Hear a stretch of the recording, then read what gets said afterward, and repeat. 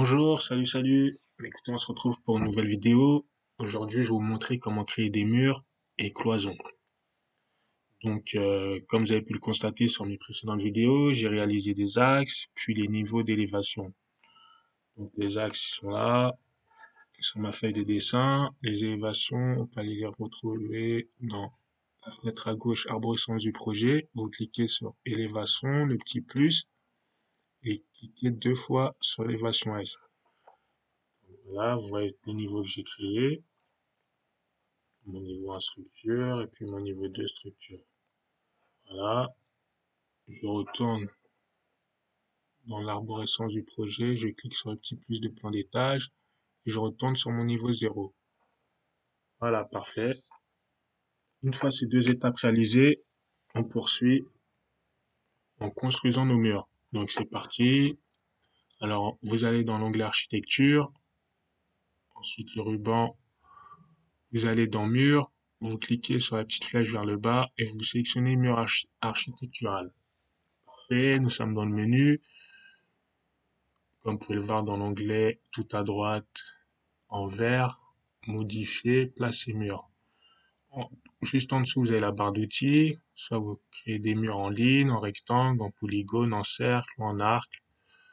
Nous, on va utiliser l'outil ligne, ce sera parfait. Donc, ensuite, vous avez ce qui nous intéresse, la barre d'options qui se trouve en dessous du ruban, où vous avez tous les réglages à faire avant de créer vos murs. Donc, la hauteur, moi, j'ai une hauteur de 2,50 m.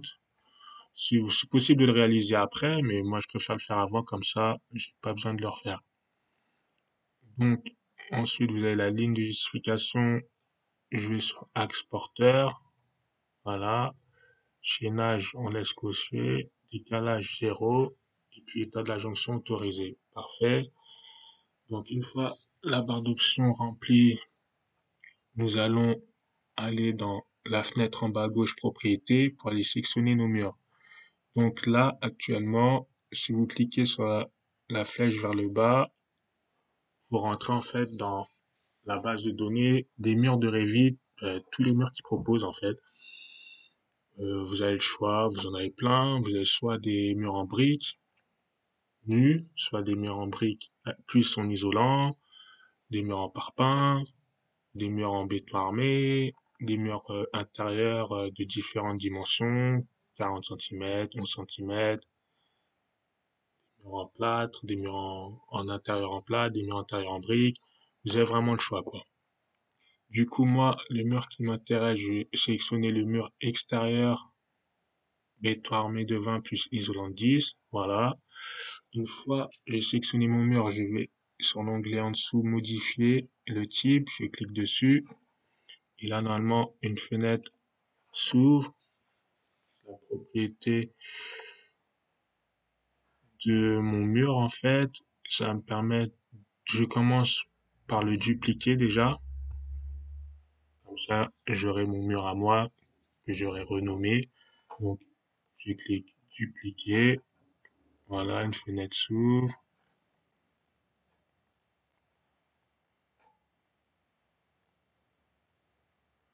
Voilà. Ensuite, je le renomme. Moi, j'utilise ce procédé pour le renommer. Donc, je mets 1 vu que c'est mon premier mur, tiret, espace. Ensuite, je mets couche par couche des éléments qui vont composer mon mur. Donc, je commence par l'enduit. Enduit de 0,2 avec l'épaisseur de centimètres. Donc, plus, ça c'est mon mur. Mur. Voilà. Extérieur, voilé, béton armé de 20, isolant de 10, espace plus, espace, et ensuite je mets mon PA13,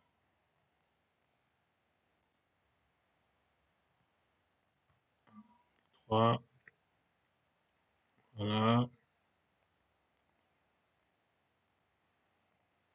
0,13, ok, puis je mets la virgule, voilà, plus ma peinture 02. Donc une fois j'ai renommé mon mur, je clique OK.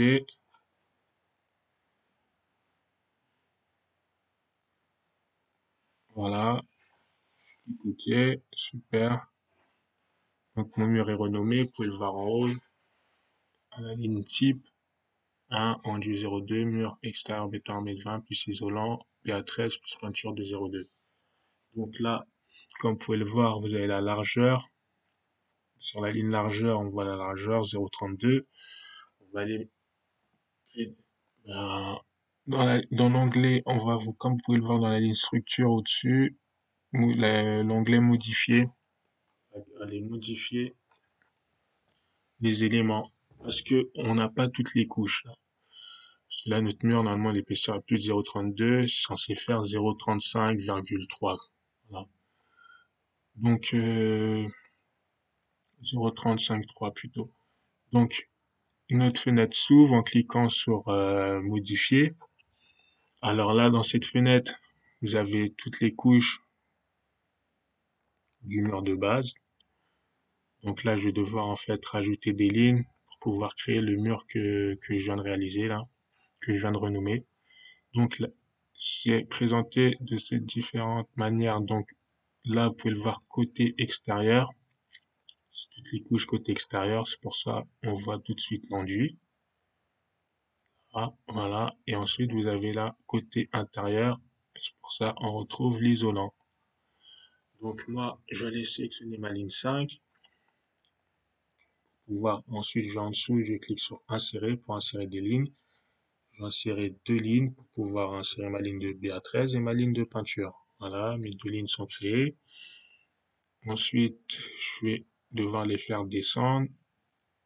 Je descends et je descends pour garder vraiment les couches dans l'ordre physique, quoi.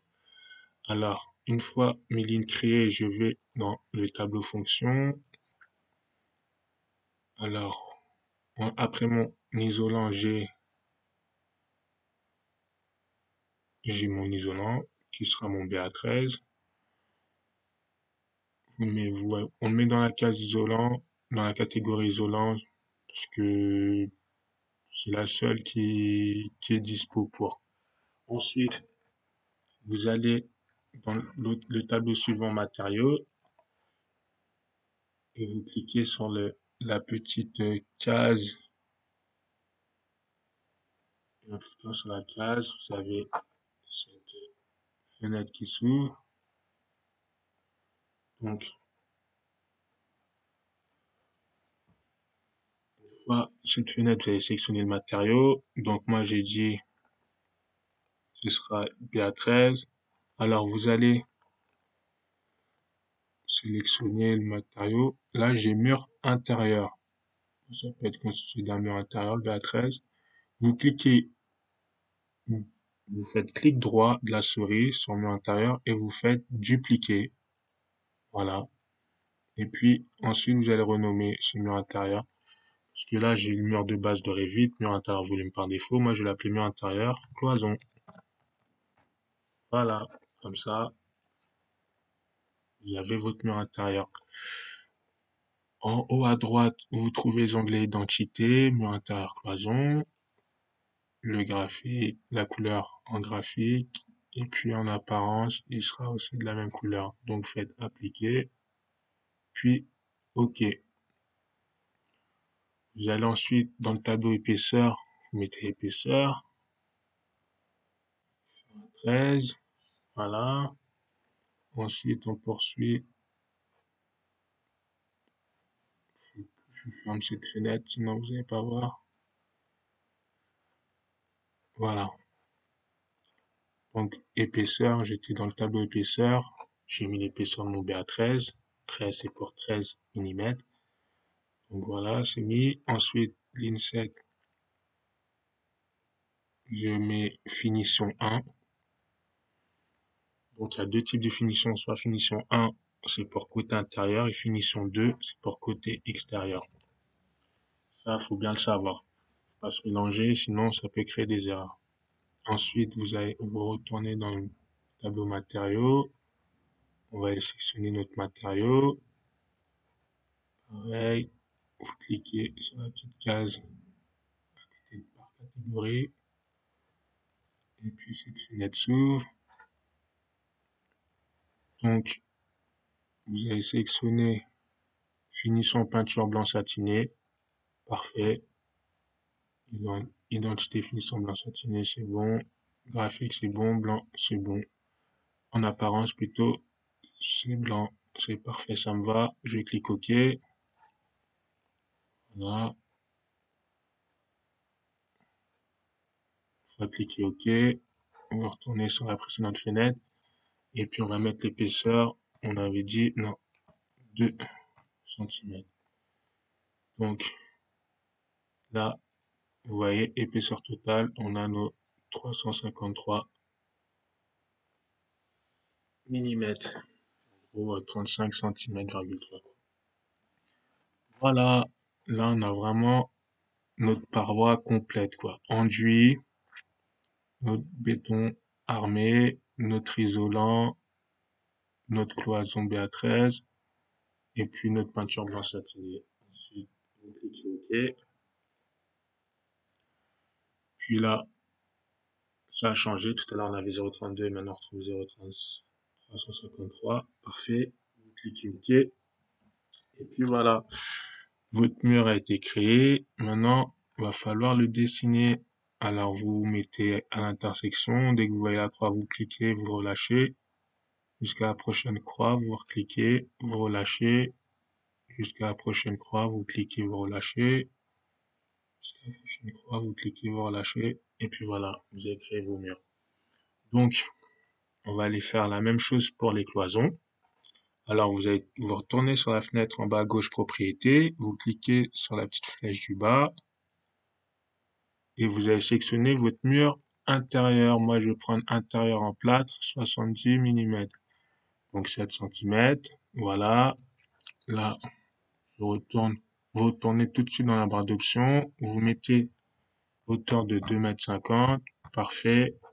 En axe porteur, chaînage, décalage, autorisé. C'est bon. Donc, vous retournez.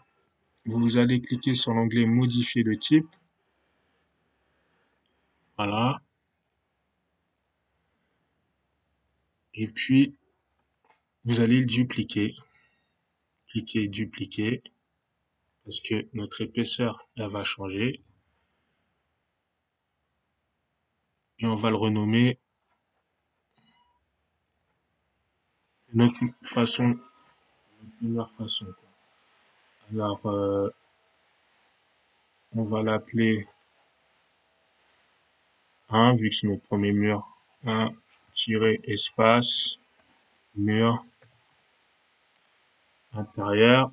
Et l'épaisseur fera plus 70, il fera 100, avec la peinture de chaque côté. Ensuite, vous cliquez OK. Voilà. OK. Donc ensuite, vous allez cliquer sur l'onglet modifier sur la ligne structure. Voilà.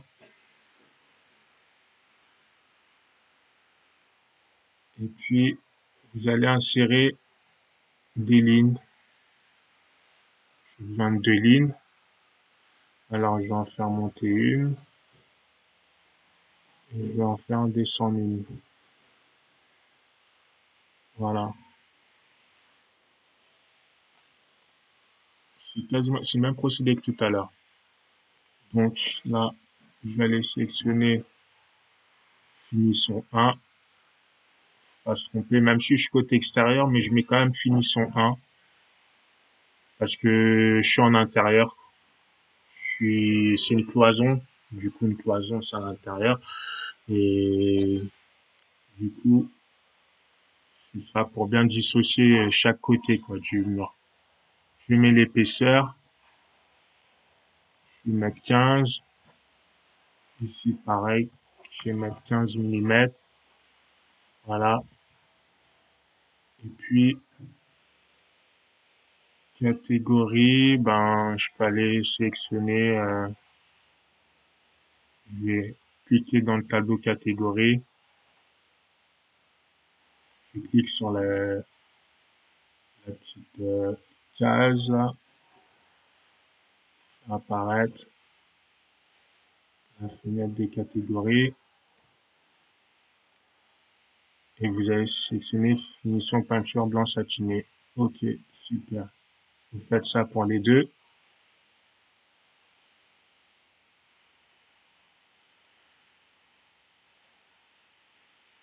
Faites ça pour les deux. Finition blanc satiné. Et ici, vous mettez mur intérieur.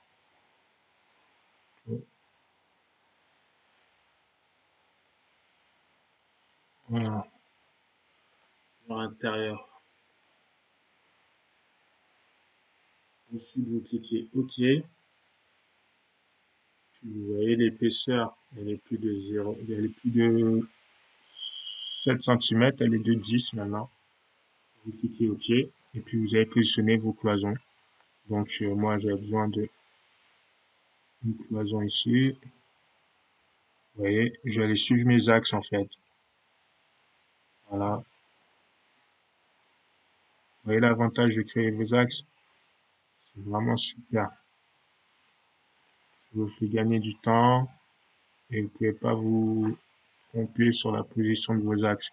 Sur la position de vos cloisons quoi en fait. Après vous pouvez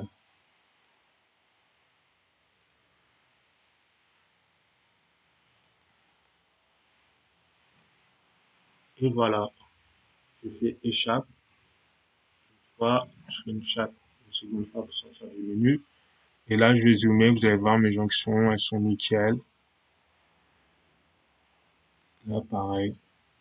Et voilà, j'ai réalisé mes cloisons, mur extérieur. Pour avoir un petit aperçu de plus en 3D, je vais sur ma fenêtre en haut à gauche, arborescence du projet. Je viens cliquer sur le plus, vue 3D. Deux fois, je clique sur 3D, puis voilà. Vous pouvez voir votre création en vue 3D. Pour pouvoir le faire pivoter, vous allez cliquer sur la touche Shift. La touche Shift, celle qui se trouve sur votre clavier en bas à gauche, la flèche du haut, c'est la touche qui se trouve juste au-dessus de CTRL. Vous appuyez dessus, vous maintenez, vous voyez sur votre curseur, il y a un petit moins à côté, et vous venez cliquer sur votre molette de votre souris, et vous maintenez les deux, et vous tournez la souris. Voilà.